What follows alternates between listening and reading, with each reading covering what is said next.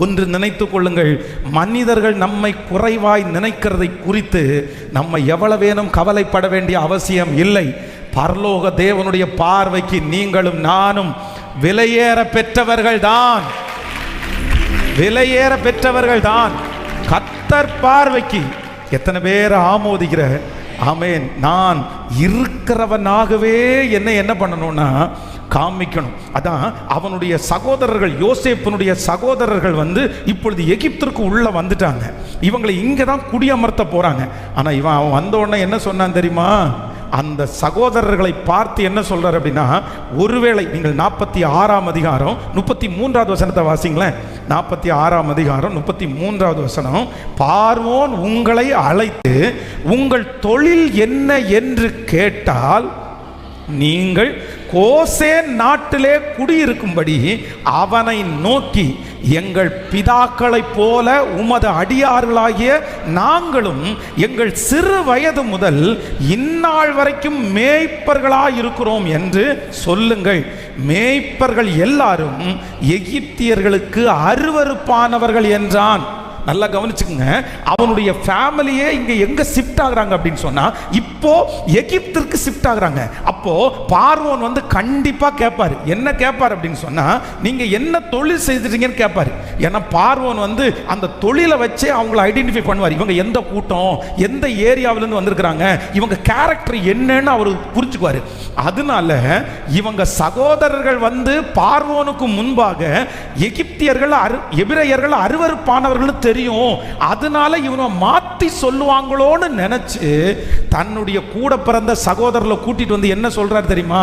இந்த பாரு, அங்க போய் இந்த பொய் சொல்ற வேலை எல்லாம் நீங்க ஒரு காலத்துல என்னை கொண்டு என்னை அடிச்சு குழிக்குள்ள போட்டு வித்து போட்டுட்டு அப்பாட்ட கொண்டு போய் என் ட்ரெஸ்ல ஒரு ஆட்டினுடைய ரத்தத்தை அடிச்சு செத்து போயிட்டான்னு சொன்னவன்.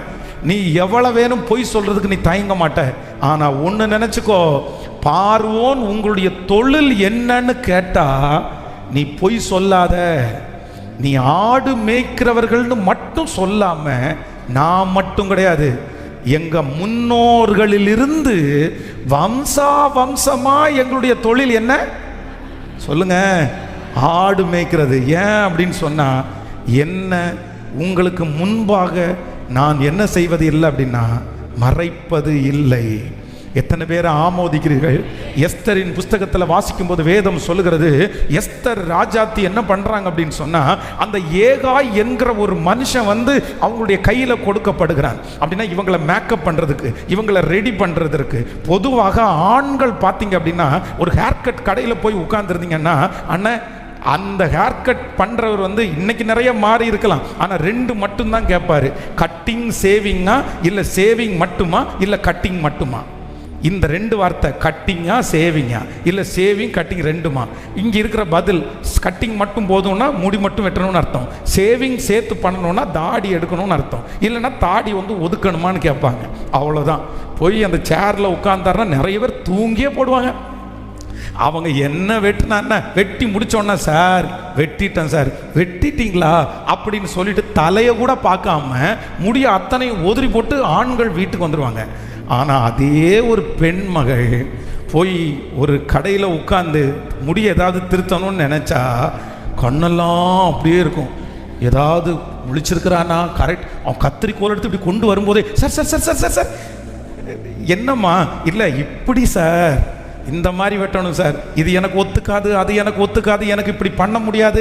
எப்பவுமே ஜென்ஸை விட சிஸ்டர்ஸுக்கு தங்களுடைய சரீரத்தின் மேலே, தங்களுடைய அலங்கரிப்பின் மேலே ரொம்ப நாட்டம் இருக்கும். அதை கிளியராக அவர்களுக்கு ஏற்றது போல செய்யணும்னு நினைப்பாங்க. ஆனால் இந்த எஸ்தர் ராஜாத்தி ராஜாவுக்கு முன்னாடி போய் நிற்கிறாங்க. ஒரே ஒரு நாள் தான் அவங்களுக்கு சான்ஸ் கிடைக்கும், அதற்கு அப்புறம் எதுவுமே கிடைக்காது. அந்த ராஜா உச்சன் தலையிலிருந்து உள்ளங்கால் வரைக்கும் ஒரே ஒரு பார்வை பார்ப்பாரு. அந்த பார்வையில் அந்த பொண்ணை பிடிச்சு போச்சுன்னா ஒரே ஒரு டெஸ்ட் தான், அவ தான் பட்டத்து ராணியாய் மாறுவாள். அங்க இருக்கிற ஆயிரக்கணக்கான பெண்கள் குவிஞ்சு கிடக்குறாங்க.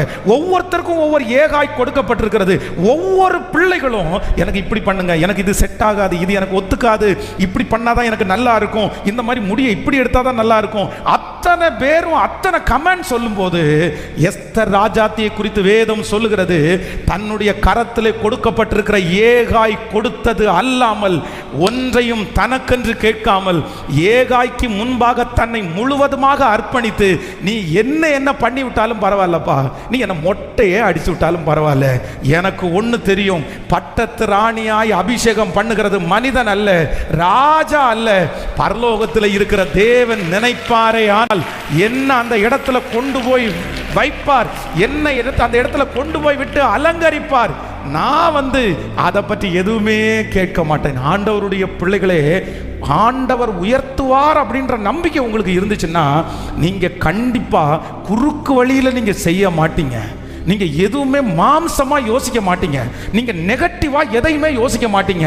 அது இருந்தாதான் இது இருந்தாதான் அப்படி நீங்க நினைக்கவே மாட்டீங்க. நீங்க எப்படி நினைப்பீங்கன்னா, நானாகவே இருக்கட்டும், நான் அப்படியே இருக்கட்டும், என்ன கர்த்தர் தூக்கணும்னு நினைச்சா எவ்வளவு பெரிய குப்பையிலிருந்தும் என்னை தூக்கி ராஜாக்களோட, ஆமென், இந்த கரங்களை தட்டும் போதே ஆண்டவர் வாக்கு கொடுக்கிறார், உங்களை மதிக்காதவங்களை நினைச்சு கவலைப்பட வேண்டாம். ஐயோ, அவங்க என்ன இப்படி நினைப்பாங்களே, அவங்க என்ன இப்படி நினைப்பாங்களே, அவங்க இந்த மாதிரி நினைப்பாங்களே. நீங்க எதுக்கு ஆண்டவருடைய பிள்ளைகளே? நான் நிறைய இடத்துல சாட்சி சொல்லும் போது ஒரு சிலர் என்ன ரொம்ப நேசிக்கிறவங்க என் கூட ஸ்ட்ரைட்டா சொல்லியிருக்காங்க. என்ன சொல்லியிருக்காங்கன்னா, நீங்க சாட்சி சொல்லுங்க, தப்பு இல்லை, ஆனா 10th ஃபெயில்ன்ற சாட்சியை சொல்லாதீங்க. ஏன்னா 10th ஃபெயில் ஆனதுக்கு அப்புறம் நீங்க திருப்பி பைபிள் காலேஜ் படிச்சு இப்ப எம்டி சர்டிபிகேட் வரைக்கும் வச்சிருக்கீங்கல்ல, அப்புறம் ஏன் அதை சொல்லணும்? அப்ப நான் உங்களை பார்த்து ஏன் சொல்லக்கூடாதுன்னு நினைக்கிறீங்க? இல்ல, உங்களை பார்க்குறவங்க எல்லாம் 10th ஃபெயில்னு தானே பார்ப்பாங்க அப்படின்னு. நமக்கு என்ன அப்படி பார்த்தா நமக்கு எதுக்கு? நான் சொல்றேன், என்னை விட 10-25 டிகிரியை பேருக்கு பின்னாடி போட்ட நிறைய பேர் இன்ன வரைக்கும் யாருக்கும் தெரியாம தானே இருக்கிறாங்க. நான் என்னுடைய படிப்பினுடைய குறைவை சொல்றதுனால ஒரு நாள் நான் கீழே போனதா பார்க்கவே இல்லை. நான் உள்ளது அவ்வளவுதான். இதாப்பா என்னுடைய நேச்சர், இதாப்பா என்னிடத்துல இருக்கிறது, அவ்வளவுதான். என்ன பெருசா நினைச்சு நீங்க ஒன்றும் சொல்ல வேண்டியதில்லை, என்ன பெருசா காமிக்க வேண்டிய அவசியம் இல்லை. நான் நம்புறேன், உலகத்தில் இருக்கிறவனை விட எனக்குள்ளே இருக்கிற இயேசு, உங்களுக்குள்ளே இருக்கிற இயேசு பெரியவர். உலகம் அற்பமாய் பார்க்கிறதை நினைத்து கவலைப்படாதீங்க. உலகம் அற்பமா பார்க்கிறதுன்னு நினைக்கிறதுக்காக அவங்களுக்காக கார் வாங்குறது, அவங்களுக்காக வீடு கட்டுறது, அவங்களுக்காக பைக் வாங்குறது, அவங்களுக்காக பெருமையை பேசுறது நோ, இருக்கக்கூடாது. இவனுக்காக என்ன ஆசீர்வதிங்கன்னு கர்த்தரிடத்துல கேட்காதீங்க. ஆண்டவரே, நான் உங்களுக்கு முன்னாடி சாட்சியா நிக்கணும், அதுக்காக என்ன ஆசீர்வதிங்கன்னு கேட்காதீங்க. அப்படிதான் ஆண்டவரிடத்துல ஆண்டவருடைய பிள்ளைங்க கேட்கணும். மற்றபடி என்னை எப்பொழுதுமே குறைவாய் பார்க்கிற வரைக்கும் நல்லது. எத்தனை பேர் ஆமோதிக்கிறீங்க? பக்கத்தில் இருக்கிற கையை பிடிச்சி சொல்லுங்க, உங்களை குறைவா பார்க்கறது உங்களுக்கு நல்லது, உங்களை ஏழையா பார்க்கறது உங்களுக்கு நல்லது. நல்லதா கெட்டதா? ஆமா, நீங்க அடுத்த லெவல் வரும்போது தான் உங்களுக்கு தெரியும், இதுவே பரவாயில்லையேப்பா, இதுவே பரவாயில்ல. யாரும் முன்னாடியும் ஆமென். இந்த யோசேப்பை எனக்கு ரொம்ப பிடிக்கும். நம்பர் 1, முதலாவதாக அவனிடத்தில் இந்த கேரக்டர் என்ன அப்படின்னு சொன்னா, தன்னை அப்படியே காண்பித்தவன் தான் யோசேப்பு. ஹல்லேலூயா! கைகளை உயர்த்தி ஒரு ஹல்லேலூயா சொல்லுங்க. நீங்கள் யாத்திராகம புஸ்தகம் அந்த வசனத்தை கண்டிப்பாக வாசிங்க. யாத்திராகம புஸ்தகம் 2ஆம் அதிகாரம் 19வது வசனத்தை வாசிங்களேன். யாத்திராகமம் 2:19. அதற்கு அவர்கள், எகிப்தியன் ஒருவன் மேய்ப்பரின் கைகளுக்கு எங்களை தப்புவித்து எங்களுக்கு தண்ணீர் மொண்டு கொடுத்து ஆடுகளுக்கும் தண்ணீர் காட்டினான் என்றான். கவனிங்க, எல்லாரும் கவனமாய் கவனிங்கள். கைகளை அசைத்து ஒரு ஹல்லேலூயா, சத்தமா ஒரு ஹல்லேலூயா சொல்லுங்க. முழு பலத்தோடு ஒரு ஹல்லேலூயா. இங்க என்ன நடக்குது அப்படின்னு சொன்னா, இப்போ மோசே இப்பொழுது எகிப்திலிருந்து அங்க ஒரு கொலை பண்ணிட்டான்னு சொல்லி ராஜாவுக்கு அந்த செய்தி போச்சுன்னு சொன்னோன்னா இப்போ ஓடுறான். நம்மளை இங்க இருந்தா கொன்றுவாங்கன்னு சொல்லி தன்னுடைய உயிருக்கு பயந்து இப்போ ஓடிட்டான். ரொம்ப தூரம் வந்துட்டான். ரொம்ப தூரம் வரும்போது அங்க சிஸ்டர்ஸ், கேர்ள்ஸ் கொஞ்சம் பேர் என்ன பண்றாங்க அப்படின்னா, ஆடுகளை மேய்த்து அந்த ஆடுகளுக்கு தண்ணீர் காட்டுறதுக்காக அவங்க வந்திருக்கிறாங்க. ஆனா அந்த ஊர்ல இருக்கிற பெரிய ரவுடி பசங்க எல்லாரும் அவங்க ஆடு வச்சிருக்காங்க. அவங்க என்ன பண்றாங்கன்னா, இவங்களை தட்டி விட்டு இவங்களை முன்னாடி தண்ணி காமிக்கிறாங்க. அங்க என்ன நடக்குதுன்னா, வழக்கம் போல இந்த சிப்போராலும் அவருடைய கூட இருக்கிற அக்கா தங்கச்சி இவங்க எல்லாருமே என்ன பண்ணுறாங்க அப்படின்னு சொன்னால், ஆடு மேய்க்கிறதுக்கு இந்த ஐயாவுக்கு ஆம்பளைங்க யாரும் இல்லாதனால பெண் பிள்ளைகளை ஆம்பளைங்கள மாதிரி வளர்த்துருக்காரு பாருங்களேன். ஆடு மேய்க்கிறதுக்கு அந்த பிள்ளைங்க போகுது. ஆனால் டெய்லி இந்த பிள்ளைங்க லேட்டாக வருவாங்க. ஏம்மா லேட்டாக வரீங்கன்னு கேட்டால், ஐயோ அங்கே இருக்கிற அந்த ஆடு மேய்க்கிற ஆண்கள் வந்து நாங்கள் தான் ஃபஸ்ட்டு போய் க்யூவில் நிற்போம். இன்றைக்கின்னா நம்ம வந்து க்யூவில் நிற்கிறதுக்கு டோக்கன் கொடுப்பாங்க. டோக்கன் பிரகாரம் நம்ம போகலாம். அன்னைக்கு டோக்கன் எல்லாம் இல்லை. முன்னாடி யார் போகிறாங்களோ அவங்க தான் ஃபஸ்ட்டு ஆட்டுக்கு தண்ணி கொடுப்பாங்க. ஆனால் இந்த பிள்ளைகள் முன்னாடி போனாலும் அவங்க என்ன பண்ணுறாங்க அப்படின்னு சொன்னால், இந்த பிள்ளைங்களா இருக்கிறதுனால, கேர்ள்ஸாக இருக்கிறதுனால இவங்களை தள்ளி விட்டுட்டு இவங்க ஆடுகளுக்கு தண்ணி காமிச்சு கடைசியில் இந்த பிள்ளைங்க தண்ணி ஆடுகளுக்கு காமிச்சு போகும். ஆனால் திடீர்னு பார்த்தா ஒரு நாள் இந்த பிள்ளைங்க சீக்கிரமா வர்றாங்க. உடனே அவங்க அப்பா கேட்குறாரு, என்ன நீங்க சீக்கிரமா வந்திருக்கிறீங்க, என்ன நடந்துச்சு அப்படின்னு சொல்லும்போது அவங்க அந்த இடத்துல சொல்றாங்க, ஒரு எகிப்தியன், ஒரு யாரு எகிப்தியன். அப்பொழுது மேய்ப்பர்கள், அது 16வது வசனம், அது வாசிங்க. அப்பொழுது 19வது வசனம், அதற்கு அவர்கள், எகிப்தியன் ஒருவன் மேய்ப்பரின் கைகளுக்கு எங்களை தப்புவித்து எங்களுக்கு தண்ணீர் மொண்டு கொடுத்து ஆடுகளுக்கும் தண்ணீர் காட்டினான். அப்போ மோசே கூட அவ்வளவு பிரச்சனை போயிட்டு இருக்குது. எகிப்திலிருந்து இவன் துரத்தப்பட்டு தான் வரான். எகிப்திலிருந்து இவன் துரத்தப்பட்டு வர்றான். ஆனால் அவன் மற்றவங்களுக்கு முன்னாடி காண்பிக்கும் போது தன்னை யாருன்னு காமிக்கணும்னு நினைச்சான் அப்படின்னா, எபிரேன்னு காமிக்கணும்னு நினைக்கல. ஏன்னா அந்த கூட்டத்தில் இருக்கிற அத்தனை பேருக்கும் எகிப்து அப்படின்னா ஒரு பெரிய பயம். எகிப்தியர்கள் அப்படின்னு சொன்னால் ராஜ வம்சத்திலே உள்ளவர்கள். இந்த மோசையின் மேலே அவங்க அட்ராக்ட் ஆகி இப்படி சொல்கிறதுக்கு காரணம் என்ன அப்படின்னா, தன்னை யாரா காமிச்சான்.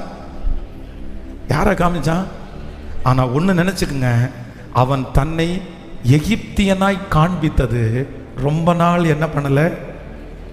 சத்தமாக சொல்லுங்க, பக்கத்தில் கையை பிடிச்சி சொல்லுங்க, உங்களை எகிப்தியனா நீங்கள் காமிச்சிங்கன்னா ரொம்ப நாள் உங்களை எகிப்தியனா காமிக்க முடியாது.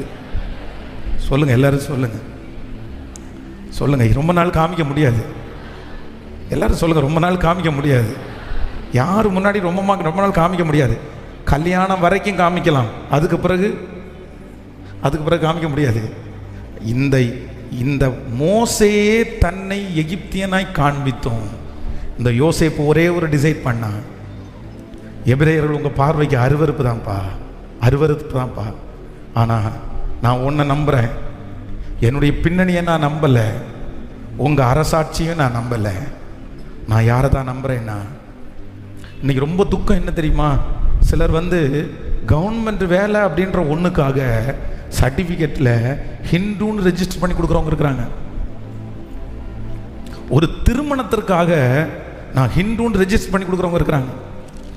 ஒரு பிள்ளையினுடைய ஒரு படிப்பிற்காக தான் ஆண்டவருடைய பிள்ளை இல்லைன்னு ரெஜிஸ்டர் பண்ணி கொடுக்குறாங்க.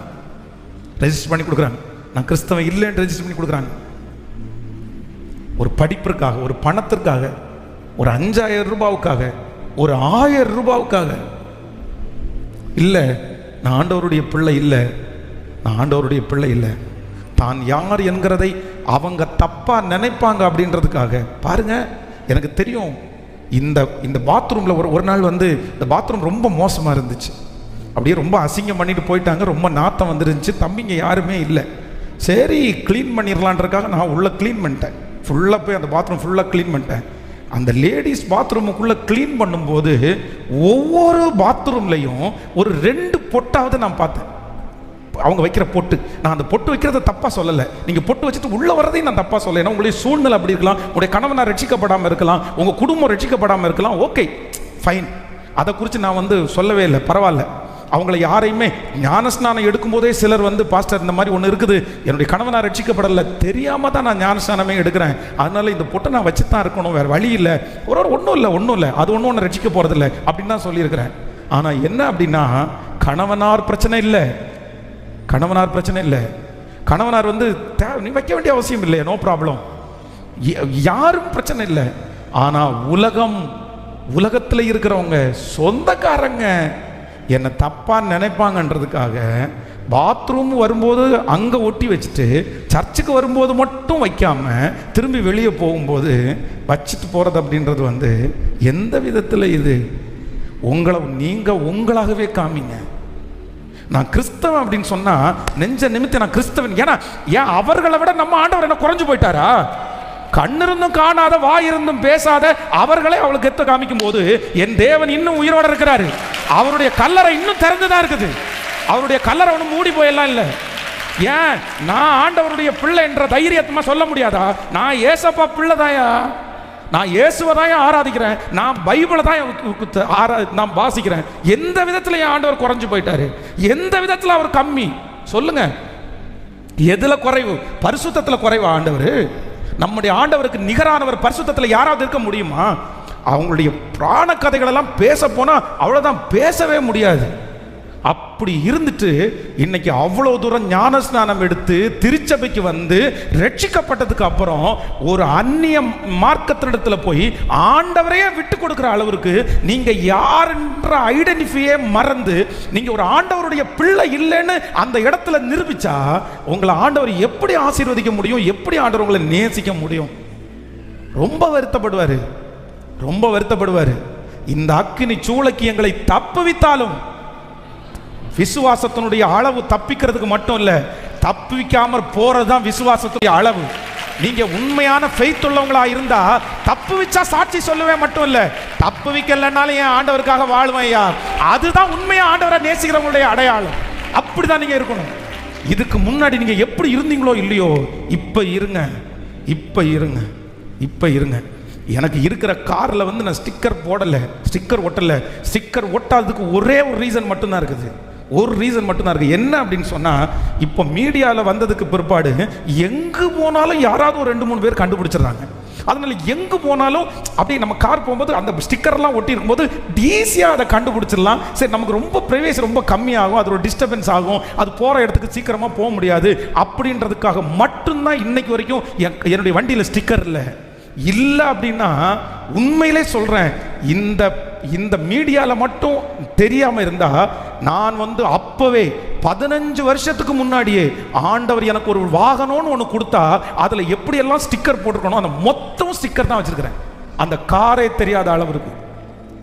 அப்ப இன்னைக்கு ஆனா நிறைய பேர் ஏன் இயேசுனுடைய பிள்ளைன்னு காமிக்கிறதுக்கு நிறைய பேர் தயங்குறாங்க, நிறைய பேர் தயங்குறாங்க. சிலுவையை கையில் மாற்றுறது வந்து ஆண்டவருடைய சிலுவையை மாற்றணும்னு சொல்லலை, சிலுவையை மாற்றணும்னு நிறைய கிறிஸ்தவர்கள் கூட சிலுவையை மாற்றுறதில்ல. ஆனால் உலகத்தான் ஸ்டைல்ன்ற பேரில் அந்த சிலுவையை அப்படி தொங்க விடுறான். அந்த சிலுவை அவனுக்கு ரொம்ப பிடிக்குது, சிலுவை அவனுக்கு ஸ்டைலாக இருக்குது. நமக்கு நிறைய பேருக்கு அது வெறுப்பாக தெரியுது. அதை போடணும், போட்டு தொங்க விடுங்கன்னு சொல்லலை, உதாரணத்துக்கு சொல்கிறேன். அப்போது உங்களை எப்படி காமிங்க நீங்கள் சொல்லுங்க சத்தமா? ஏன் உங்களுக்கு அந்த நம்பிக்கை இல்லை? ஏன் அந்த விசுவாசம் உங்களுக்கு எங்கே போச்சு? இந்த இடத்துல ஆண்டவருடைய பிள்ளையா நான் நிற்கும் போது அதன் நிமித்தமா ஒரு எதிர்ப்பு வந்தா எனக்கு பரவாயில்லன்னு ஏன் நீங்க நினைக்கல? யோசேப்பை ஆண்டவர் உயர்த்தினார் உயர்த்தினார் உயர்த்தினார்னா ஏன் ஆண்டவர் உயர்த்த மாட்டாரு? ஏன் ஆண்டவர் உயர்த்த மாட்டாரு? நான் எபிரேன் தாயா, நான் ஆராதிக்கிற தெய்வம் இவர் தாயா, நான் உங்களை மாதிரி இந்த மாதிரிலாம் ஆராதிக்க மாட்டேயா. பரவாயில்லப்பா, நீ என்ன வேணாலும் பண்ணிக்கோ, நீ எனக்கு பொறுப்பு கொடுக்காம இரு, பதவி கொடுக்காம என்ன கூப்பிடாம இரு, இந்த செயலேருந்து என்ன இதெல்லாம் எனக்கு இல்லை. எனக்கு ஒருத்தரை தெரியும், அவர் என் மேல கண்ணை வச்சாருன்னா, அவர் என்னை உயர்த்தணும்னு நினைச்சாருன்னா, அவர் என்னை நடத்தணும்னு நினைச்சாருன்னா நிச்சயமா அவர் என்னை எங்கனாலும் தூக்குவார், எங்கனாலும் என்னை உயர்த்தி வைக்கிறதுக்கு வல்லவரா இருக்கிறார். கைகளை மேல உயர்த்தி யாரோ ஒருத்தரிடத்துல ஆண்டவர் தெளிவா பேசுறாரு, மகளே இந்த ஒரு ஆஃப்டரால் இந்த ஒரு 1000 ரூபாவுக்காக என்னை வித்து போட்டியாப்பா, இந்த ஒரு சொந்தக்காரனுக்காக என்ன நீ மறுதளிச்சிட்டியாப்பா, இந்த ஒரே ஒரு காரியம் நடக்கணும்ன்ற ஒரே ஒரு காரணத்திற்காக இப்படி என்ன நீ விட்டு கொடுத்தியே, இப்படி என்ன விட்டு கொடுத்தியே. இல்ல, ஆண்டவருக்காக பக்தி வைராக்கியம் பாராட்டுகிறவர் ஆண்டவர் அந்த இடத்துல தேடுறாரு. கத்தருக்காக நிற்கிற பிள்ளைகளை கத்தர் தேடுறாரு. அப்படி ஒருவேளை மனசாட்சியில் உங்களுக்கு ஆண்டவர் இப்ப பேசுறாருன்னா கத்தரிடத்துல மன்னிப்பு கேளுங்க. நான் அப்படி பண்ணது தப்பு தான் ஆண்டவரே, இனி எல்லாருக்கும் முன்னாடியும் என்னை மறைச்சு நான் காமிக்க மாட்டேன், உங்க பிள்ளைன்னு காமிக்கிறதுல நான் பெருமைப்படுவேன். சொல்லுங்க ஹல்லேலூயா, ஹல்லேலூயா. என்ன நம்புங்க ஆண்டவரே, கையை உயர்த்தி என்ன நம்புங்க ஆண்டவரே. சொல்லுங்க அப்பா, வாலிப தம்பிங்க தங்கச்சிங்க நமக்கு, டே தம்பு நீ வந்து காலேஜில் நீ கத்தருக்காக நிக்கணும்டா, தங்கச்சி நீ நிக்கணும்பா. நீ பைபிளை பைக்குள்ள வச்சிருக்கிறத பார்த்த உடனே அவங்க ஒன்னு அசுத்தமா நினைக்கிறது ஒண்ணுமே கிடையாது. நீ அந்த இடத்துல பைபிளை திறந்து வாசிக்கிறத பார்த்து நீ ஆண்டவருடைய பிள்ளைன்னு அந்த இடத்துல உன்னை பார்த்து சொல்லணும். என் ஆண்டவரை தூக்கி சுமக்கிறது நான் தான். என் ஆண்டவரை எந்த இடத்துல நான் விட்டு கொடுக்க மாட்டேன். ஆண்டவரை மறுதலிச்சு வர்ற பணம் எனக்கு வேண்டாம். ஆண்டவரை மறுதலிச்சு வருகிற புகழ்ச்சி எனக்கு வேண்டாம். ஆண்டவரை மறுதலிச்சு வருகிற எதுவுமே எனக்கு வேண்டாம். என்னவா இருந்தாலும் அவர் எனக்கு கொடுக்கிறது இருந்தா போதுமானது. இன்னைக்கு தகப்பனுக்கும் தாய்க்கும் ஒன்று சொல்றேன், உங்க பிள்ளைகளுக்கு எந்த விதத்திலையும் ஒரு சின்ன பொய் கூட சொல்லாம கல்யாணம் பண்ணுங்க. ஒரு சின்ன பொய் கூட இன்னைக்கு தீர்மானம் எடுங்க. நான் சொல்றேன், அந்த நெகட்டிவை கேட்டு வர்ற பொண்ணு தான் உங்க பையனுக்கு சரியான பொண்ணு. அந்த நெகட்டிவையும் கேட்டு வர்ற பையன் தான் சரியான பையன். அவங்க வாழ்க்கை வாழ்வாங்க. அப்படி மறைச்சு நமக்கு வர்றதெல்லாம் நீடிக்காது. நாளைக்கு வந்து நம்மளுக்கு ரொம்ப குத்தல தான் இருப்பாங்க, உறுத்தல தான் இருப்பாங்க. ஆமேன் சொல்லுங்க பார்க்கலாம். என்ன நம்புங்கப்பா, எங்க நம்புங்கப்பா, சொல்லுவோம். என்ன நம்புங்கப்பா, என்ன சத்தமா, என்ன நம்புங்கப்பா, என்ன நம்புங்கப்பா, இனி வாழ்ந்து காட்டுவே, என்ன நம்புங்கப்பா, சொல்லுவோம். இனி வாழ்ந்து காட்டுவே, என்ன நம்புங்கப்பா. முச்செடியில் பக்தன் மோசேக்கு தரிசனம் தரவில்லையா? பள்ளத்தாக்கில் வீரன் யோசுவாவுக்கு சூரியன் நிற்கவில்லையா? முச்செடியில் பக்தன் மோசேக்கு தரிசனம் தரவில்லையா? கண்மலையில் தீர்க்கன் ஏலியாவுக்கு வல்லமை தரவில்லையா? காளஞ்சியத்தில் வந்த கீதியோனுக்கு வார்த்தையும் தரவில்லையா? காத்திருக்கும் மடியாருக்கு அதில் ஒன்றுமே இல்லையா?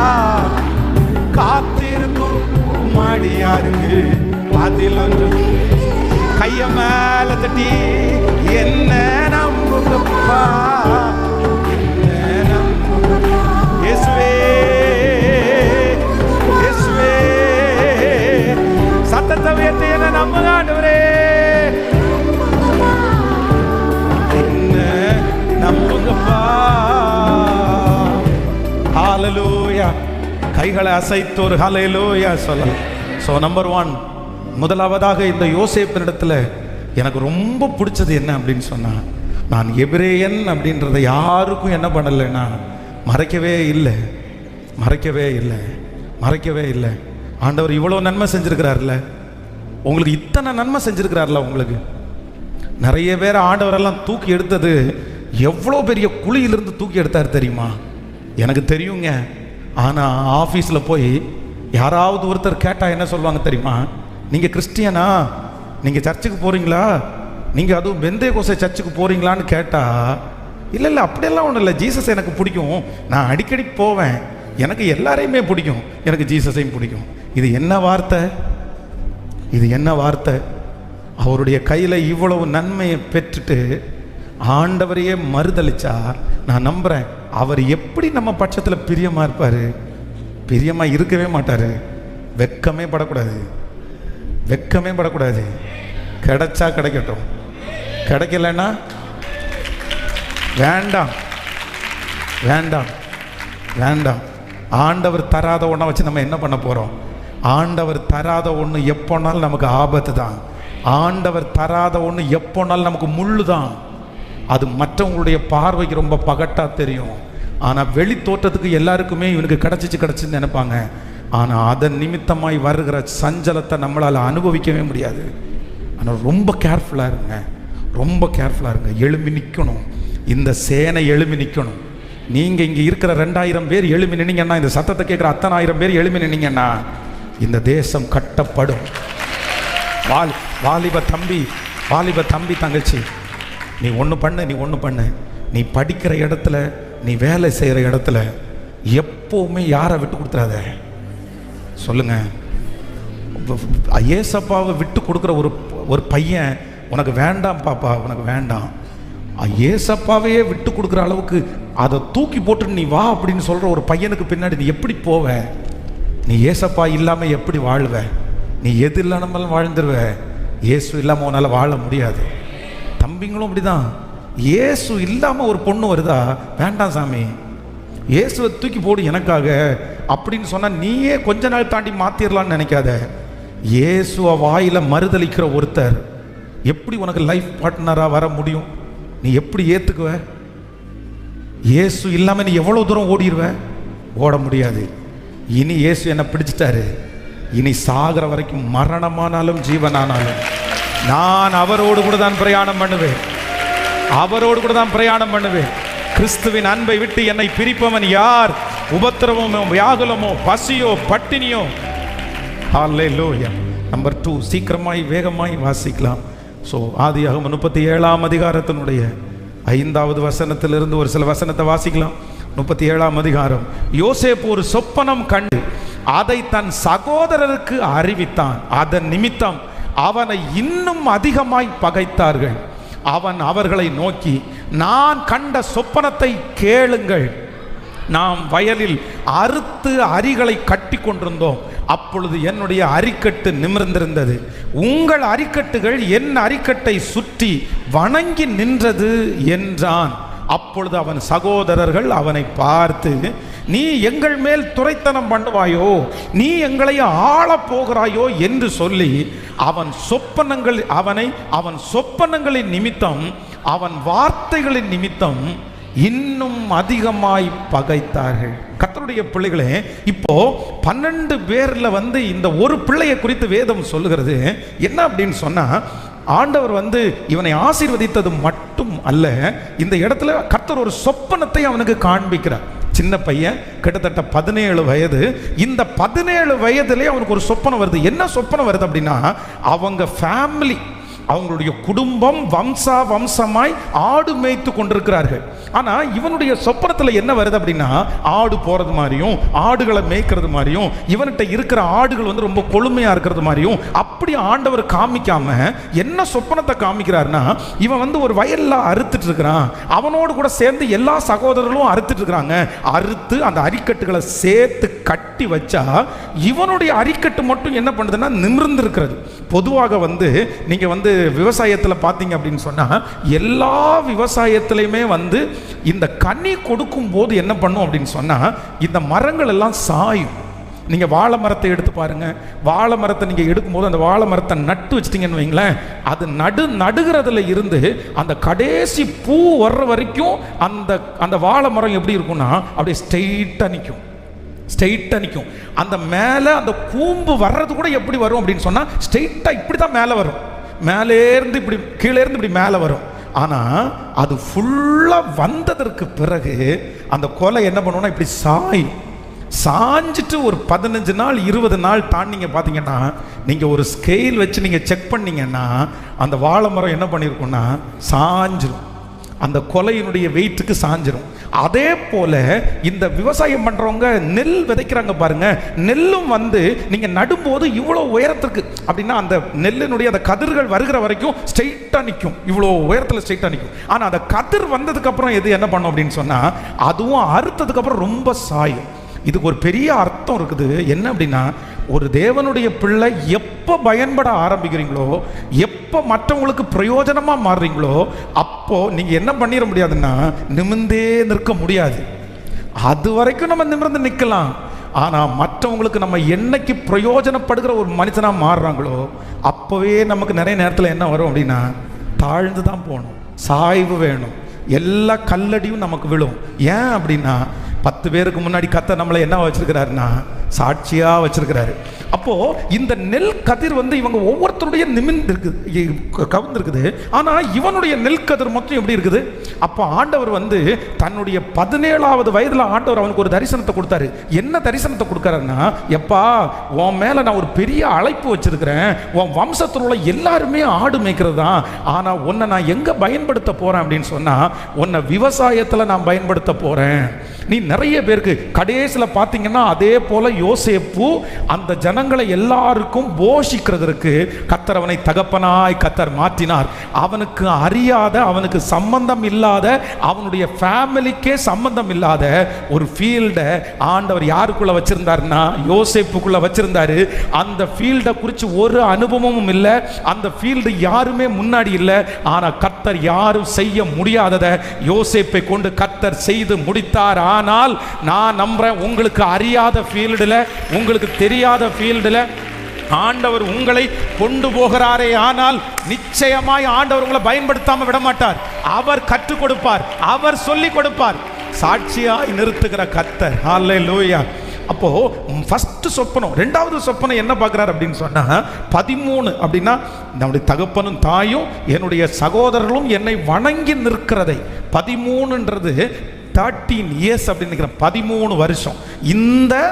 இந்த 17 வயசுலேருந்து அதற்கு பிறகு யோசேப்பு எங்கே அந்த பார்வோனுக்கு முன்பாக அவனுக்கு அந்த பொறுப்பு கொடுக்கும்போது கரெக்டாக 30 இயர்ஸ், 30 வயசு. அப்போ அந்த 13 என்று காண்பிக்கிறது 13 ஆண்டு. அப்போ சின்ன வயசுலே கர்த்தர் அவனுக்கு எல்லாருக்கும் காண்பிக்கிறதை விட ஒரு விஷன், ஒரு சொப்பனம் பார்க்குற யாருக்கும் சொப்பனம் வராது, யோசேப்புக்கு மட்டும் சொப்பனம் வரும். இந்த சொப்பனத்தின் நிமித்தமாய் அவனை பகைத்தார்கள். நம்ம என்ன நினைப்போம், இந்த சொப்பனத்தை பார்த்து சொன்ன உடனே அவங்க பகைச்சாங்கன்னா அடுத்து நம்ம நினைக்கிறது, ஆண்டவரே எனக்கு என்ன வேணாலும் வரட்டும், ஆனால் எது மட்டும் வரக்கூடாது சொல்லுங்களேன், சொப்பனம் மட்டும் வரக்கூடாது. இந்த சொப்பனம் பார்த்ததுனால தானே இவ்வளோ பெரிய பிரச்சனை, இந்த சொப்பனம்னு போனதுனால இவ்வளோ பெரிய பிரச்சனை. ஆனால் இந்த மனுஷனை பாருங்க. நெக்ஸ்ட் நம்பர் 2 நீங்கள் எடுத்துக்கொள்ளுங்க. 40வது அதிகாரத்தினுடைய 8வது வசனத்தை வாசிக்கலாமா? 40ஆம் அதிகாரம் 8வது வசனம். அதற்கு அவர்கள் சொப்பனம் கண்டோம், அதற்கு அர்த்தம் சொல்லுகிறவன் ஒருவனும் இல்லை என்றார்கள். அதற்கு யோசேப்பு, சொப்பனத்துக்கு அர்த்தம் சொல்லுவது தேவனுக்குரியது அல்லவா, அவைகளை என்னிடத்தில் சொல்லுங்கள் என்றார். அப்பொழுது பானபாத்திரக்காரனின் தலைவன் யோசேப்பை நோக்கி, என் சொப்பனத்திலே ஒரு திராட்சை செடி எனக்கு முன்பாக, நல்லா கவனிச்சுங்க, நம்பர் 1 முதலாவதாக இந்த யோசேப்புக்கு தன்னுடைய வீட்டிலே இருக்கும்போது இவன் சொப்பனக்காரனாக இருந்தான், இவன் சொப்பனம் பார்த்தான். இப்போ நம்பர் 2 இவன் எங்கே வந்துட்டான் அப்படின்னு சொன்னால் சிறைச்சாலைக்கு வந்துட்டான். அப்போ சிறைச்சாலையில் 2 பேர் சொப்பனம் பார்த்து கலங்கி போயிருக்கிறாங்க. நம்மளா இருந்தா இந்த சொப்பனன்ற ஒரு காரணத்துக்காகவே எங்க வந்து நிற்கிறோம் சொல்லுங்க. இந்த சிறைச்சாலை வரைக்கும் யோசேப்பை கொண்டு வந்து விட்டதுக்கு என்ன காரணம்? சொப்பனம் தான் காரணம். இவன் பார்த்த சொப்பனத்தின் நிமித்தமாக தான் சிறைச்சாலை. ஐயோ வேண்டாம்ப்பா, என்னை விட்டுருங்க சாமி, நான் ஓடுறேன். மறுபடியும் சொப்பனமா, மறுபடியும் சொப்பனம் பார்த்தீங்களா, இதெல்லாம் தாங்கவே முடியாதுப்பா. ஆனால் வேதம் சொல்லுகிறது, இந்த யோசேப்பு என்ன சொல்றார் அப்படின்னு சொன்னா, இந்த சொப்பனத்தை என்னிடத்தில் கொண்டு வாங்க, அதுக்கு நான் என்ன கொடுக்குறேன் அப்படின்னா விளக்கம் கொடுக்குறேன். எந்த இடம் அவனுக்கு ஆபத்தா இருந்துச்சோ, எந்த இடத்தினால பகைக்கப்பட்டானோ அந்த இடத்தை அப்படியே மூடி போகல. நெக்ஸ்ட் அதிலிருந்து ப்ரமோஷன் ஆகி அந்த சொப்பனத்தை பார்க்கிறவன் என்கிறத விட்டுட்டு சொப்பனத்துக்கு அர்த்தம் சொல்லுகிற ப்ரமோஷனை கர்த்தர் அவனுக்கு தந்தார். ஹல்லேலூயா. இதோட அல்ல, நெக்ஸ்ட் அடுத்த ஒரு வசனத்தை வாசிங்க. 41ஆம் அதிகாரத்தினுடைய 16வது வசனத்தை வாசிக்கலாமா? 41:16 வாசிக்கலாம். அப்பொழுது யோசேப்பு பார்வோனுக்கு பிரதி உத்தரமாக, நான் அல்ல, தேவனே பார்வோனுக்கு மங்களகரமான உத்தரவை அருள செய்வார் என்றான். பார்வோன் யோசேப்பை நோக்கி, என் சொப்பனத்திலே நான் நதி ஓரத்தில் நின்று கொண்டிருந்தேன். கவனிங்க, நம்பர் 3 மூணாவதும் இவனுக்கு என்ன வருது? இப்போ என்ன வருது? சொப்பனம். இந்த சொப்பனத்தில் என்ன நடக்குது அப்படின்னு சொன்னா, ஃபர்ஸ்ட் சொப்பனம் பார்த்தான், இன்னொன்று சொப்பனத்துக்கு விளக்கம் கொடுத்தான். இப்போ ராஜாவுக்கு முன்னாடி சொப்பனத்திற்கு விளக்கம் மட்டும் கொடுக்கல, அதுக்கு என்ன சொல்யூஷன் அப்படின்றத சொல்ற அளவிற்கு, அதுக்கு என்ன பண்ணணும்னு சொல்ற அளவிற்கு கர்த்தர் யோசேப்புனுடைய தலையை உயர்த்தினார். நான் நம்புறேன், எந்த காரியத்தை வச்சு உங்களை வெட்கப்படுத்துறாங்களோ, எந்த காரியத்தை வச்சு உங்களை அவமானப்படுத்துறாங்களோ, எந்த காரியம் உங்களுக்கு வீக்கா இருக்குதோ, எந்த காரியத்தில் நீங்க தள்ளாடுகிறீர்களோ, எந்த காரியத்தினால உங்களுக்கு மன வருத்தம் வந்துச்சோ, எதை நினைச்சு நீங்க ரொம்ப இது கிடைக்காம இருந்தா நல்லா இருக்கும்னு நினைக்கிறீங்களோ, கர்த்தர் அந்த காரியத்தை எடுத்து அதுல உங்களை நிற்க பண்ணி அதுல உங்களை கற்றுக் கொடுக்க வச்சு பயன்படுத்துகிற ஒரு தேவனை நீங்களும் நானும் ஆராதிக்கிறோம். நம்புறவங்க கரங்களை மேல தட்டி முழு பலத்தோட முழு பலத்தோட இயேசுவே இயேசுவே தேங்க்யூ ஜீசஸ். எங்களுக்கு ஒரு மிகப்பெரிய வளர்ச்சியை தருகிற கர்த்தர். யோசேப்பினிடத்தில் இருந்த இரண்டாவது அபிஷேகம் என்னன்னா வளர்ச்சி. வளர்ச்சி சொல்லுங்க பார்க்கலாம். வளர்ச்சி. ஃபர்ஸ்ட் சொப்பனத்தை பார்த்தான், இரண்டாவது சொப்பனத்திற்கு விளக்கம் சொன்னான், மூன்றாவது சொப்பனத்துக்கு என்ன பண்ணணுன்ற அந்த சொல்யூஷனை சொன்னான். ஆமென். நீங்க வளரணும், நீங்க வளரணும். உங்கள்கிட்ட கர்த்தர் கொடுத்துருக்கிற சின்ன வேலையாக இருக்கலாம், சின்ன குடும்பமாக இருக்கலாம், அதில் வருகிற போராட்டத்தை பார்த்து, அதில் வர்ற அவமானத்தை பார்த்து நீங்கள் சோர்ந்து போகக்கூடாது. நீங்கள் சோர்ந்து போகக்கூடாது. அவ்வளோதான், இதை விட்டுட்டு ஓடிடலாமான்னு நினைக்கக்கூடாது. இது எனக்கு வேண்டான்னு நினைக்கக்கூடாது. இது என்ன எனக்கு இவ்வளவு கஷ்டமாக இருக்குன்னு நினைக்கக்கூடாது. இது இல்லை இன்னொன்று வச்சிருக்கிறாருன்னு நீங்கள் நினைக்காதீங்க. நான் நம்புகிறேன் அதில் தான் ஆண்டவர் உங்களுக்கு வெற்றியை வச்சிருக்கிறார். அதில் தான் ஆண்டவர் உங்களுக்கு எதிர்காலத்தை வச்சிருக்கிறார். அதில் தான் ஆண்டவர் உங்களை பயன்படுத்த போகிறார். நில்லுங்க, நீங்கள் தரித்து நில், நீ தரித்து நில், நீங்கள் தரித்து நில்லுங்க. நீங்க அந்த இடத்துல தரித்து நில்லுங்க. என் மீட்பர் வாக்கு கொடுக்கிறார், என் தேவன் வாக்கு கொடுக்கிறார். இல்ல நடக்கும். யாரோ ஒருத்தருக்கு இந்த வார்த்தை தீர்க்க தரிசனமா வருது, தீர்க்க தரிசனமா வருது. கர்த்தர் உங்க கையில கொடுத்துட்டார்ல, கர்த்தர் உங்களை கையில கொடுத்துட்டார்ல. கர்த்தர் ஆமென் சகித்திருப்பீர்களே ஆனால் வளர பண்ணுகிற கர்த்தர். ஆமென். எனக்கு இந்த ஃபீல்டு பிடிக்கல ஆண்டவரே, இன்னொரு ஃபீல்டில் என்ன வளர்த்துங்கன்னு சொல்லாதீங்க. அதில் வளர்த்துவார், அதில் வளர்த்துவார். உன் நினைவுகள் என் நினைவுகள் அல்ல, உன் வழிகள் என் வழிகளும் அல்ல. கர்த்தரிடத்தில் கையை உயர்த்தி சொல்லுங்க பார்க்கலாம். ஆண்டவரே யோசேப்பனுடைய அபிஷேகம் என் தலை மேலே இருக்கட்டும். அடுத்த ஸ்டெப்பு. நான் என்னமோ 10 அடி கீழே இறங்குறது மாதிரி இருக்கிறேன், நான் கீழே வந்தது மாதிரி இருக்கிறேன். ஆனால் இல்லைப்பா, நான் வளரணும். எனக்கு கணுக்கால் அளவு போதாது, எனக்கு முழங்கால் அளவு போதாது. நான் நீந்தி நீந்தி மூழ்கணும், நான் மிதந்து மிதந்து மகிழணும். சொல்லுங்கப்பா. ஹல்லேலூயா. எத்தனை பேர் ஆமோதிக்கிறீங்க? சேர்ந்து கரங்களை தட்டி பாடி, கணுக்கால் அளவு எனக்கு போதாதப்பா, முழங்கால் அளவு எனக்கு போதாது, கணுக்கால் அளவு போதாதையா, முழங்கால் அளவு போதாதையா, கணுக்கால் அளவு போதாதையா, முழங்கால் அளவு போதாதையா. நீந்தி நீந்தி மூழ்கணுமே, மிதந்து மிதந்து மகிழணுமே, மிதந்து மிதந்து மகிழணுமே. அருமையா போதகரே,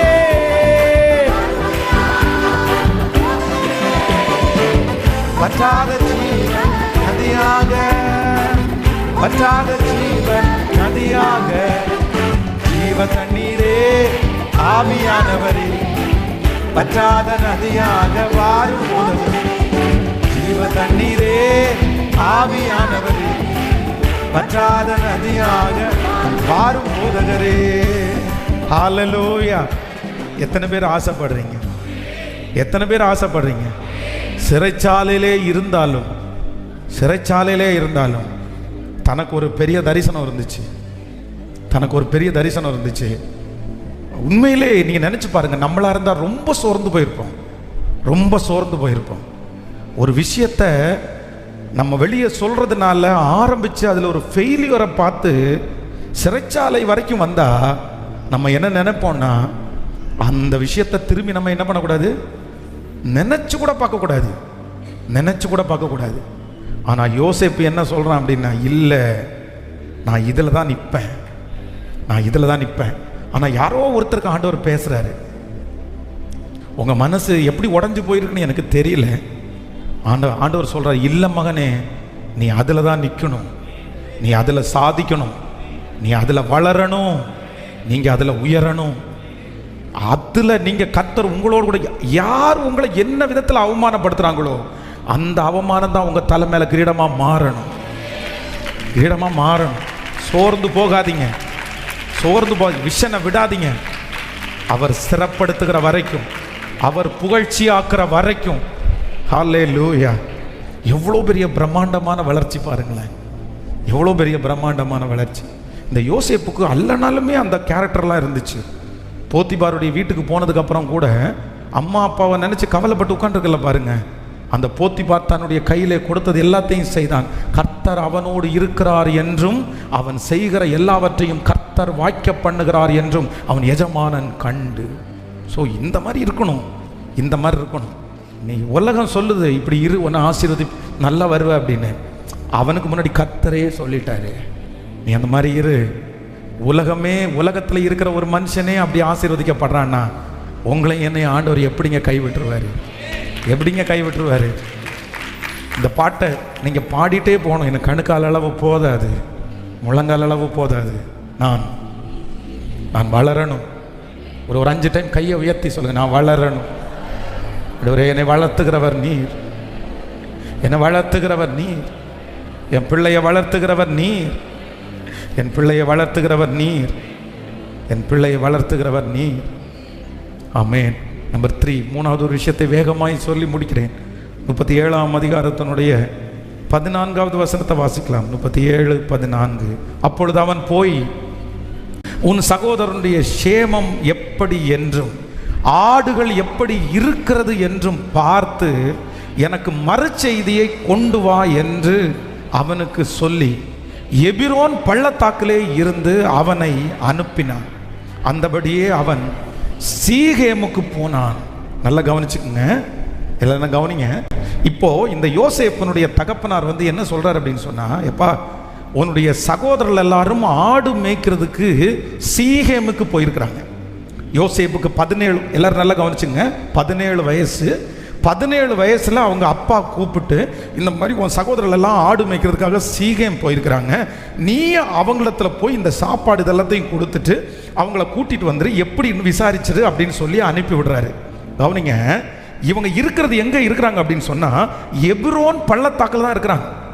இந்த வார்த்தையை அவங்க அப்பா அவனுக்கு சொல்ற இடம் எங்கன்னா எப்ரோன். இந்த எப்ரோன்ல இருந்து இந்த சீகேம் என்கிற இடம் எவ்வளவு அப்படின்னு சொன்னா கிட்டத்தட்ட 64 கிலோமீட்டர், 64 கிலோமீட்டர். இப்போ தன்னுடைய சகோதரர்களுக்கு சாப்பாடை எடுத்துட்டு எங்க போகணும் தெரியுமா? கிட்டத்தட்ட 64 கிலோமீட்டர் இவன் டிராவல் பண்ணணும். ஒரு வாலிப பையன், நம்ம வாலிப பசங்களை டம்ளர் எடுத்துட்டு வான்னு சொன்னா கூட முடியாதுன்ற ஆட்கள் அப்படி இருக்கிறாங்க.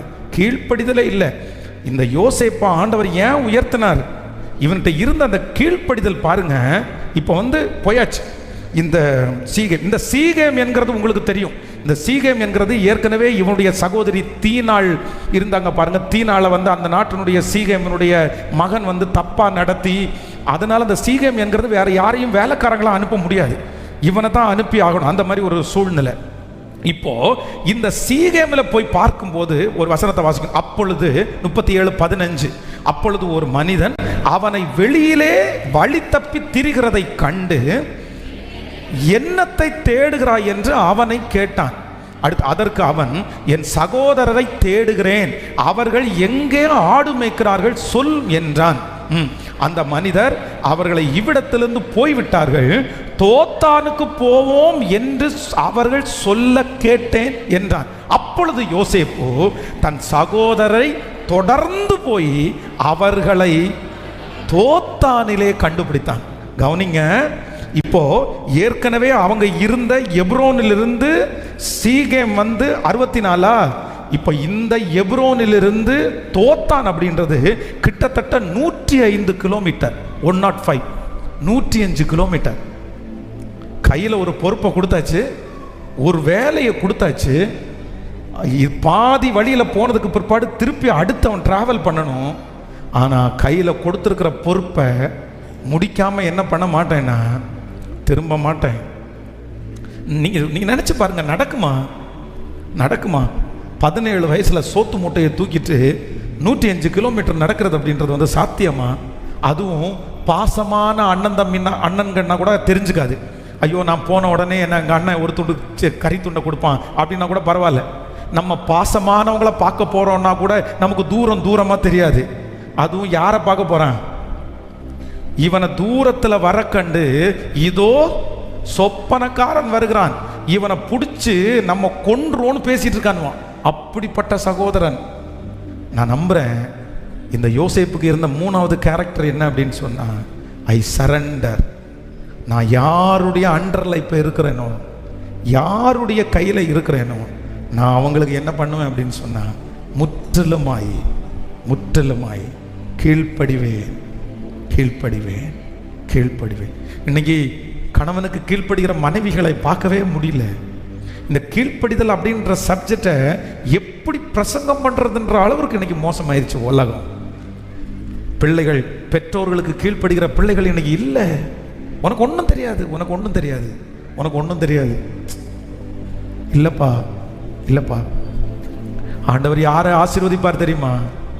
எது அவசியம் அப்படின்னா, பிள்ளைகளே உங்கள் பெற்றாருக்கு கர்த்தருக்குள், புருஷர்களே நீங்கள் கர்த்தருக்கு பயப்படுகிறதுனால், தேவனுக்கு கீழ்ப்படுகிறதுனால், ஆண்டவரே எனக்குள்ள ஒரு குணத்தை கொடுங்க ஆண்டவரே.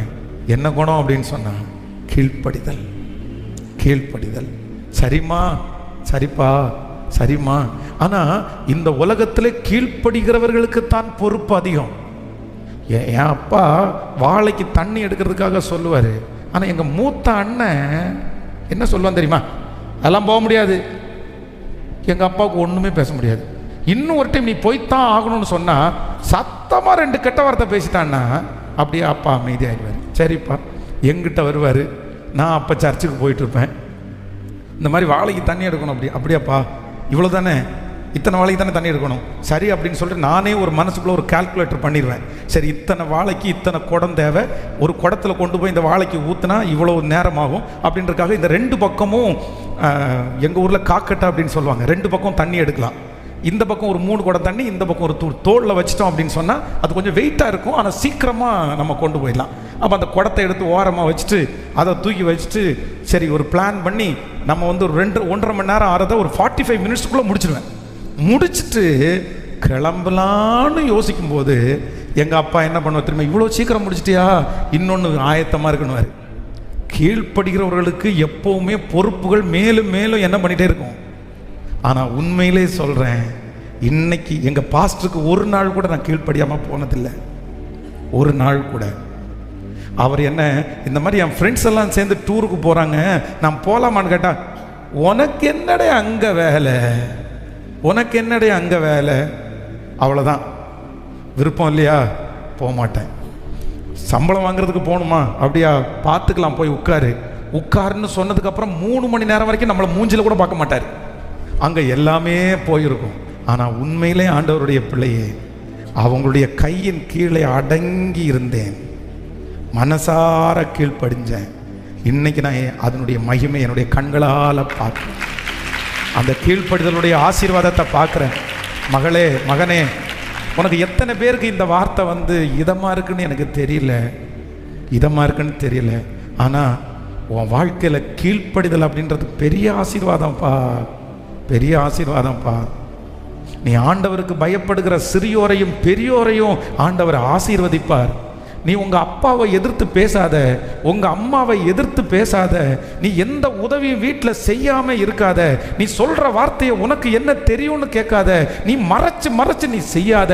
ஆண்டவர் இப்போ உனக்கு கொடுத்துருக்கிறது என்ன அப்படின்னா, உன்னை ஒரு பெரிய தேவ மனுஷியா, ஒரு தேவ மனுஷனா கத்தர் மாற்றுறதுக்கு இப்போ ஒரு வீட்டில் உன்னை கொண்டு வந்து கத்தர் உருவாக்குறாரு.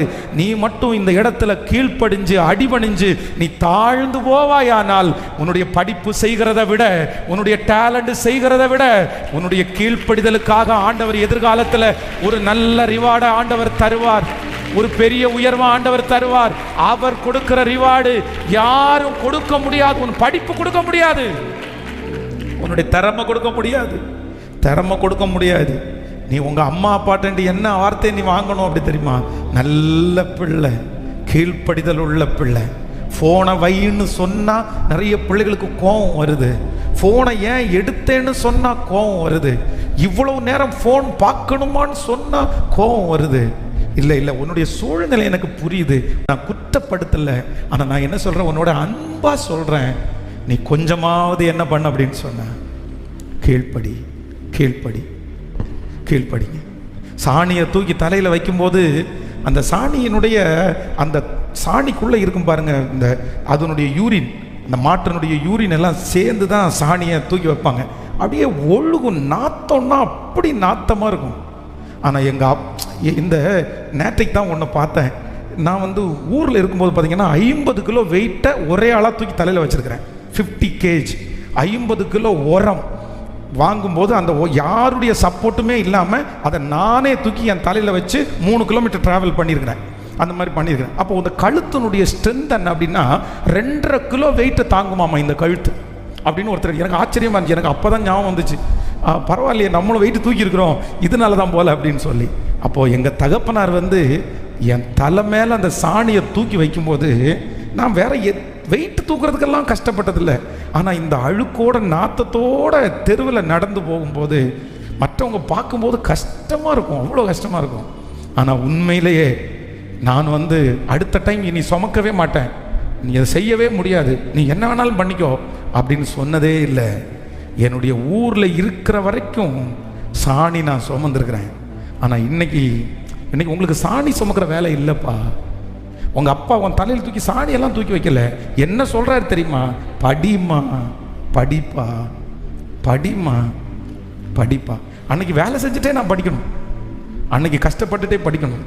ஆனால் இன்னைக்கு உனக்கு எல்லாம் இல்லை. நீ படித்தேன்னா உனக்கு கொண்டு போய் டம்ளரில் பால் வச்சுருவாங்க, நீ படித்தேன்னா உனக்கு கொண்டு போய் பிரியாணியை வச்சுருவாங்க. நீ படித்தா மட்டும் போதும், நீ 4 எழுத்து படித்து நல்லா இரு, நான் கஷ்டப்பட்டேன் நீ கஷ்டப்பட வேண்டாம். ஆனால் அதுக்கு நீ என்ன பண்ணுற தெரியுமா? எதிர்த்து பேசுகிற. நீயே படிக்காதவன் தானே, என்கிட்ட எதுக்கு படிப்பை எதிர்பார்க்குற? நான் எதுக்கு படிக்கணும்?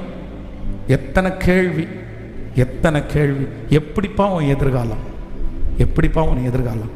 நீ ஆண்டவரை தானே தேடுற. நீ இந்த பைபிளை சுமக்கிற இல்லை, நீ இந்த பைபிளை சுமக்கிற இல்லை. இந்த பைபிளை சுமக்கிறதுக்குரிய ஒரு அடையாளமாவது உனக்கு வேண்டாம். அப்பாட்ட 15 நாளாக பேசாமல் இருக்கிற பிள்ளை ஒரு பிள்ளையா? அம்மாட்ட சண்டை போட்டுட்டு பேசாமல் இருக்கிற பிள்ளை ஒரு பிள்ளையா? இந்த பிள்ளைய எந்த லிஸ்ட்டில் சேர்க்கறது? உனக்கு இந்த வயசுல இவ்வளவு பெரிய எரிச்சல் இருக்குமானா, இந்த வயசுல உன் இருதயத்தில் இவ்வளவு கடினம் இருக்குமானா, நீ எல்லாம் திருமணம் ஆனதுக்கு அப்புறம் நீ எத்தனை நாள் சண்டை போட்டுட்டு இருப்ப, எத்தனை நாள் நீ பேசாமல் இருப்ப? இந்த வயசுல நீ இப்படி வளர்ந்தா உன் ஃபியூச்சர் என்ன? ஃபியூச்சர் ரொம்ப துக்கத்தோட பேசுகிறேன். இந்த 105 கிலோமீட்டர் 105 கிலோமீட்டர்ஸ் சாப்பாட்டு பைய தூக்கிட்டு ஆண்டவர் என்ன யோசேப்பை சும்மா ஆசீர்வச்சாருன்னு நினைச்சிங்களா? எகிப்து தேசத்தில் இல்லாத இடத்துல கர்த்தர் கொண்டு போய் வச்சு அத்தனை பேரும் தென்றலிட்டு பண்ணிங்க. நான் சொல்லிட்டேன், இந்த பாருங்க, எகிப்தியர்கள் எபிரேயர்கள் வந்து எகிப்தருடைய பார்வைக்கு அருவருப்பானவர்கள்.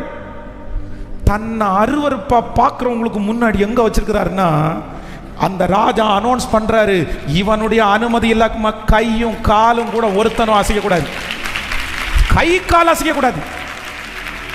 டாப் மோஸ்ட் இருக்கிறதுலே பெஸ்டான இடத்தை என் பிள்ளைக்கு கொடுப்பா, இருக்கிறதுலே பெஸ்டான இடத்துல என் பிள்ளைக்கு கொடுப்பா. தன்னை துரோகிக்கிற தகப்பனுக்கு தகப்பன் சொன்னான்ற அந்த ஒரு வார்த்தைக்காக அவ்வளவு தூரம் அந்த பிள்ளை பிரயாணம் பண்ணிச்சே. தன்னை தூக்கி குழியில் போடுறாங்கன்னு கூட தெரியாது, தன்னை வித்து போட போறாங்கன்னு கூட தெரியாது. ஆனால் எனக்கு ஒன்று, இந்த ஒரே ஒரு கீழ்ப்படிதல் அவனை எப்படி நடத்துது பாருங்க. கர்த்தர் அவனுக்காக வச்சிருக்கிற அந்த திட்டத்துக்கு நேரா அவனை எவ்வளோ அழகா கொண்டு போகுது. நீ செய்கிற ஒரே ஒரு கீழ்ப்படிதல் கர்த்தருடைய திட்டத்துக்கு நேரா அவனை கொண்டு போகும். ஊழியம்னா என்னென்னலாம் தெரியாது, ஊழியத்துக்கு வரணுமா வர வேண்டாமான்னு தெரியாது. பாஸ்டர் சொன்னா நீங்க சொன்னதா நான் நினைச்சுக்கிறேன். ஆண்டவரே, அவர் என்ன சொன்னாலும் நான் கீழ்ப்படிவேன்னு சொன்னேன். அப்ளிகேஷன் ஃபார்மை ஃபில்அப் பண்ணி 16ஆம் தேதி பைபிள் காலேஜ் ஓப்பன் ஆகுது, ரெடி ஆயிக்கோன்னு எங்க பாஸ்டர் சொன்னாரு. அவ்வளவுதான், ரெடி ஆயிட்டேன், கிளம்பிட்டேன். ஊழியம்னா என்னன்னு தெரியாது, எங்க போறோம் என்ன செய்ய போறோம் எதுவுமே தெரியாது. ஆனா அந்த ஒரே ஒரு கீழ்ப்படிதல் இன்னைக்கு 41 வயசுல திரும்பி பார்க்கும்போது என் பாதையில நான் டிராவல் பண்ணிட்டேன். அந்த ஒரு கீழ்ப்படிதல் எனக்குரிய பாதையில என்ன கொண்டு வந்து நிக்க வச்சிருச்சு. எனக்கு தெரியாது கீழ்ப்படிதல் வேணும். அப்பாவுக்கு கீழ்ப்படியணும், ஏசப்பாவுக்கு கீழ்ப்படியணும். அதனால சில நேரத்தில் கடினமா இருக்கும். அப்பா சொல்றது உங்களுக்கு வந்து கசப்பா தெரியும். இல்லை ஆண்டவரே உமக்கு சித்தமா இருக்குமானால் நான் சரண்டர். இதை விடணுன்றீங்களா? விட்டுறேன் ஆண்டவரே, இதை தூக்கி போடுறேன் ஆண்டவரே, எனக்கு எதான் எனக்கு முக்கியம் அப்படின்னு சொன்னா கீழ்ப்படிதல். ஹல்லேலூயா, ஹல்லேலூயா. எத்தனை பேர் ஆமோதிக்கிறீர்கள்? நீங்க வம்படியா கேட்டா கிடைக்கும். மகனே, நீ வந்து கொஞ்சம் முருக பிடிச்சன்னா கிடைச்சிரும்ப்பா. நீ இதுதான் எனக்கு வேணும்னு நினைச்சு நீ வந்து மனசுக்குள்ள நினைச்சிட்டு அடம் பிடிச்சேன்னு வையேன், உன்னுடைய அடத்துக்கு யாருமே முன்னாடி நிற்க முடியாது. உன்னுடைய அடத்துக்கு யார் முன்னாடி நிற்க முடியும்? நீ அடம் பிடிச்சேன்னா நீ எவ்வளோ எஸ்ட்ரீம் வேணாலும் போவ. இது வேணும்னு மனசுல நினைச்சு நீ சண்டை போட ஆரம்பிச்சேன்னா நீ என்ன வேணாலும் பண்ணுவ. கெட்ட வார்த்தை பேசுறது கூட நீ தயங்க மாட்ட. அம்மா அப்பாவை கெட்ட வார்த்தை பேசுறது கூட தயங்க மாட்டேன். அவங்க முன்னாடி தூக்கில் மாட்டதுக்கு கயிறோட போய் நிற்ப. ஏன்னா அந்த விஷயத்தை செய்யலைன்றது அடம் அடம் அடம். பயப்படுவாங்க அம்மா அப்பா, பயப்படுவாங்க. ஐயோ சரி சரி சரி வாங்கிக்கப்பா வாங்கிக்கப்பா. எத்தனை நாள் நீ அடம் பிடிச்சி வாங்குறது எத்தனை நாள் நிற்கும்னு நினைக்கிற? அடம் பிடிச்சி எத்தனை நாள் இருப்ப? எப்படி அடம் பிடிக்க தோணுது? எப்படி அடம் பிடிக்க தோணுது? எங்களுக்கெல்லாம் அது வரவே இல்லைப்பா, வரவே இல்லை. அந்த மாதிரி அடம் பிடிக்கணும்லாம் தோணவே இல்லை. இது வேணும் அப்படின்னு ஒரு டைம் கேட்கலாம், 2 டைம் கேட்கலாம், 3வது டைம் கேட்கறதுக்கு வாயே வரல, கேட்கலான்னு வாயே வரல. ஏன்னா எங்கள் அப்பா கடந்து போகிற சூழ்நிலை அது மாதிரி. அவரே செருப்பு இல்லாமல் நடந்து போகிறாரு, அவ்வளோ தூரம் மயில் நடந்து போகிறார். இவர்கிட்ட போய் என்ன கேட்குறது? எங்கள் அம்மா காலிலேருந்து எந்திரிச்சு போய் அங்கே இங்கே வெளில போய் கீரை இதெல்லாம் பிடுங்கி அவங்க விற்றுட்டு அவங்க ஒரு பக்கத்தில் 2 ரூபா 3 ரூபா கொண்டு வராங்க. எங்களுக்கு தோணவே இல்லை, அந்த மாதிரி அடம் பிடிக்கணும்னு தோணவே இல்லை. ஷூ போடணும்னு ஆசை, அதுவும் கேன்வாஸ் போடணும்னு ரொம்ப ஆசை, அதுவும் எங்கள் அக்கா கல்யாணத்துக்கு போடணும்னு ஆசை. எங்கள் அம்மா அப்பாட்ட போய் கேட்டேன், இந்த மாதிரி ஒரு ஷூ போடணும்னு ஆசையாக இருக்குது, வாங்கி தருவீங்களான்னு கேட்டேன். எவ்வளோ ரூபான்னு கேட்டாங்க. 300 ரூபான்னு சொன்னேன். 300 ரூபான்னு உடனே எங்கள் அம்மா அப்பா 2 பேரும் ஷாக் ஆகிட்டாங்க. 300 ரூபாவா? 300 ரூபாவா? 300 ரூபாப்பா? எப்பா ஒரு மாதத்தினுடைய செலவுப்பா நமக்கு, அதெல்லாம் நமக்கெல்லாம் தேவைப்படாது, அதெல்லாம் நமக்கெல்லாம் நம்ம குடும்பத்துக்கெல்லாம் ஆகாது, வேண்டாம், நீ செருப்பே நீ போட்டிருப்பா அப்படின்னு. அந்த 300 ரூபாவுக்காக அந்த 7th ஸ்டாண்டர்டில் படிக்கும்போது சனி ஞாயிறு 2 நாள், சனிக்கிழமை ஃபுல் டே செங்கல் சூளையில் வேலை, ஞாயிற்றுக்கிழமை மதியானத்துக்கு அப்புறம் வேலை. கரெக்டாக எங்கள் அக்கா கல்யாணத்துக்கு வரும்போது 300 ரூபா என் கையில் இருந்துச்சு. எனக்கு ஆசைப்பட்டு விருப்பப்பட்ட ஒரு கேன்வாஷ் மாதிரி ஒரு ஷூவை வாங்கி ஒயிட் கடலில் போட்டு அதை பார்த்து ரசித்தா பாருங்க. இன்றைக்கி 1 லட்சம் ரூபா கொடுத்து வண்டி வாங்கினா கூட அந்த சந்தோஷம் வரலை. அதனுடைய அனுபவமே தனி. கேட்கவே இல்லை, எங்கள் அம்மா அப்பாட்ட கேட்கவே இல்லை. இன்றைக்கும் என் கண்ணு முன்னாடியே நிற்குது. மகனே மகளே, வாலிப தம்பி தங்கச்சி, உனக்கு இப்படிப்பட்டது ஒன்று இருக்கணும்ப்பா. நீ அப்போ தான்ப்பா வாழ முடியும், நீ அப்போ தான்ப்பா சாதிக்க முடியும். எல்லாம் இருந்து சாதித்தவங்க கிடையாது. ஒன்றும் இல்லாமல் இவ்வளோ பெரிய ஆப்பர்ச்சுனிட்டிஸ் உனக்கு இருக்கும்போது நீ இன்னும் எவ்வளோ வளரலாம் தெரியுமா? என் பிள்ளைங்க என்னை பார்த்து கேட்பாங்க, டாடி நீங்கள் இவ்வளோ பெரிய ஊழியத்தை செஞ்சீங்க, நாங்கள் எப்படி செய்கிறது? அப்பா அவங்கள்ட்ட சொல்லுவேன், ஒன்றும் இல்லாமலேருந்து என்னை இவ்வளோ தூரம் கர்த்தர் கொண்டு வர முடியும்னா, இவ்வளோ தூரம் இருக்கும்போது இதை விட பல மடங்கு நீங்கள் செய்யணும். அதுதான் உங்களுக்கு டார்கெட்டு. ஆண்டவருடைய வருகை தாமதிச்சா. அதனால் ஒரு ஒப்பு கொடுங்க. வாலிப தம்பிங்க தங்கச்சிங்க, ப்ளீஸ் தயவு செய்து ஒப்பு கொடுப்பா. நீ கூட்ட சொல்கிறாங்களா? நான் என்ன சொல்கிறேன்னா, உன்னால் அவ்வளோ கூட்டுறதுக்கு டைம் இல்லைன்னா கூட ஒரு 10 மினிட்ஸ் உன்னால் முடிஞ்ச வரைக்கும் கூட்டிட்டு, மம்மி என்னால் முடிஞ்ச வரைக்கும் கூட்டிட்டேன் மம்மி, இதுக்கு மேலே எனக்கு டைம் இல்லை மம்மி, தயவு செய்து மம்மி அப்படின்னு சொல்ல. ஆனால் நீ கூட்ட சொன்ன உடனே எதிர்த்து நின்றுட்டு, நீ எங்கே இருந்து வந்த, நீ அவளா இவளா அப்படியா இப்படியா, என்னது இது? நீ பேசுகிற ஒவ்வொரு வார்த்தைக்கும் கணக்கு கொடுக்கணும் பிள்ளை. மகளே, நீ கணக்கு கொடுக்கணும். நியாயத்தீர்ப்பின் நாளில் நீ சொன்னது வந்து முன்னாடி நிற்கும். உங்க அம்மாவை பேசினது, உங்க அப்பாவை பேசினது வந்து நிற்கும். நீ கணக்கு கொடுக்கணும், ஆண்டவருக்கு கணக்கு கொடுக்கணும். நீ உலகத்தினுடைய பிள்ளை அல்ல, நீ ஏசப்பா பிள்ளை. ஏசப்பா பிள்ளையா இருந்தா நீ ஏசப்பா பிள்ளையா மாறணும். இது எல்லாத்தையும் ஆண்டவர் பார்க்கிறாருன்னா கண்டிப்பா பார்க்கிறாரு. உன் எதிர்காலத்தில் கர்த்தர் உயர்த்துறதுக்கு கர்த்தர் வச்சிருக்கிற லிஸ்ட்ல நீ அதெல்லாம் செஞ்சா நிச்சயமா உனக்கு நன்மை உண்டாகும். ஆண்டவர் அவ்வளவு அழகாய் கணக்கு பார்க்கிறவர். அவருடைய நாமத்திற்காய் காண்பித்த அன்புள்ள பிரயாசத்தை மறந்து விடுவதற்கு அவர் அநீதி உள்ள தேவன் அல்ல. ஸோ ஜெபம் பண்ணுங்க எல்லாருமே. நான் கீழ்ப்படிவேன். அப்படியே எளிமை நிற்கலாமா? Thank you Jesus. நான் வாழ்ந்து காட்டுவேன் ஆண்டவரே, நான் வாழ்ந்து காட்டுவேன். என்னை நம்புகிறவர் நீர்தானே. எல்லாரும் சத்தத்தை உயர்த்தி ஹல்லேலூயா. முட்செடியில் பக்தன் மோசேக்கு தரிசனம் தரவில்லையா? கன்மலையில் தீர்க்கன் ஏலியாவுக்கு வல்லமை தரவில்லையா? களஞ்சியத்தில் வந்த கீதியோனுக்கு வார்த்தையும் தரவில்லையா? காத்திருக்கும் உம்மடியாருக்கு அதில் ஒன்றுமே இல்லையா? காத்திருக்கும் உம்மடியாருக்கு அதில் ஒன்றுமே. கைகளை மேல தட்டி சொல்லு, என்ன நம்புங்கப்பா. சத்தமா